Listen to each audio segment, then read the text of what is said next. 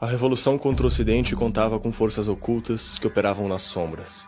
Era a era dos serviços secretos. Lenin afirmava que a única moral que os comunistas reconhecem é aquela que serve aos próprios interesses.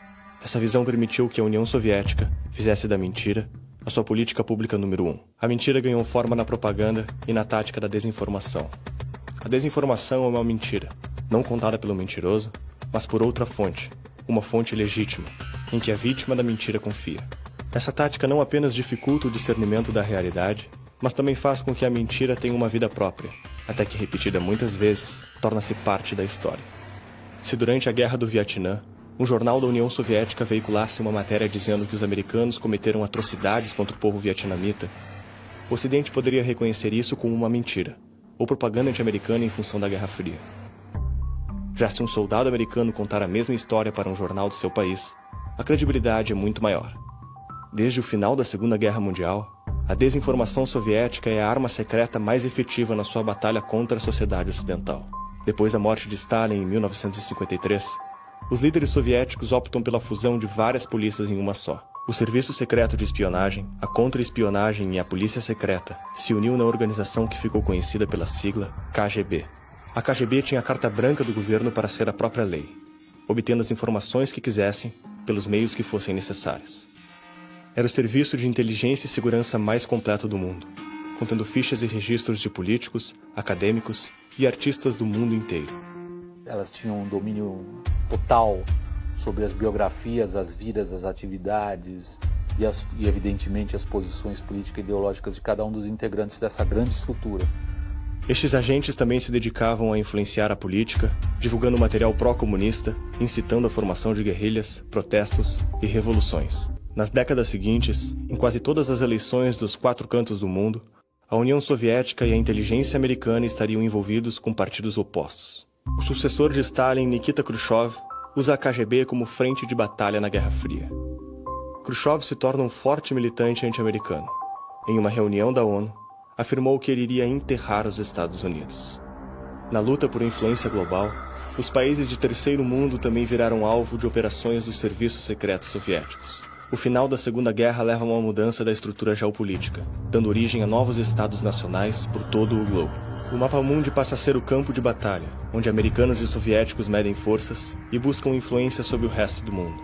E dentre os países do Ocidente, aqueles mais vulneráveis, politicamente mais vulneráveis, com instituições mais fracas. Adivinha para onde? Eles vieram para a América do Sul, para a África, para a América Central. Se existiam agentes soviéticos infiltrados até na CIA e no FBI, no coração do inimigo, o resto do mundo não era um desafio maior. Havia propaganda soviética, desinformação e medidas ativas por todo o globo. Em 1919 ocorreu o congresso que reunia diferentes correntes do comunismo no mundo inteiro. Seu objetivo era colocar em prática o plano de expansão mundial do comunismo. Foi desenvolvido um estatuto que estabeleceu 21 condições para a filiação de partidos comunistas. Nos anos seguintes, começaram a brotar pelo mundo diversos partidos que seguiam à risca essas condições, que incluíam o dever revolucionário de fazer propaganda legal e ilegal para promover agitação, o dever de levar a ideologia para dentro dos sindicatos e cooperativas para conduzir as massas operárias à revolução, financiar sem reservas todas as repúblicas soviéticas em sua luta contra os conservadores e acatar de forma obrigatória todas as decisões da Internacional Comunista. O Brasil, país de dimensões continentais, fronteira com quase toda a América do Sul e rico em recursos naturais, não ficou de fora da guerra ideológica. Em 25 de março de 1922, em Niterói, é fundado o Partido Comunista Brasileiro, o PCB, obedecendo todas as condições impostas pelo Estatuto. Ele demonstra que o Partido Comunista Brasileiro nunca teve vida própria. Ele sempre foi uma seção da Internacional. E era assim mesmo que o movimento comunista internacional se entendia nas décadas de 20 e 30, como um movimento que instauraria o comunismo no planeta. Na Argentina, no Chile, no Brasil, na Alemanha, na Itália, na China, nos Estados Unidos, onde fosse, todos eles estavam subordinados às diretrizes rígidas de Moscou. Luiz Carlos Prestes, então residente na União Soviética, voltou clandestinamente para o Brasil com o objetivo de realizar um golpe revolucionário. A primeira tentativa de tomada do poder aconteceu no ano seguinte pela intentona comunista. A revolução falha e Prestes e os conspiradores são presos. Poucos anos depois, Prestes se elege como senador. Após as invasões e a imposição do regime totalitário no leste europeu, o Brasil rompe relações diplomáticas com a União Soviética e caça o registro do PCB. Apesar da ilegalidade, a estrutura do partido não foi tocada.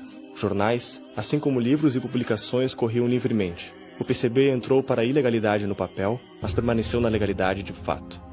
Foi nessa legalidade de fato que os agentes soviéticos avançaram na estrutura de poder brasileira.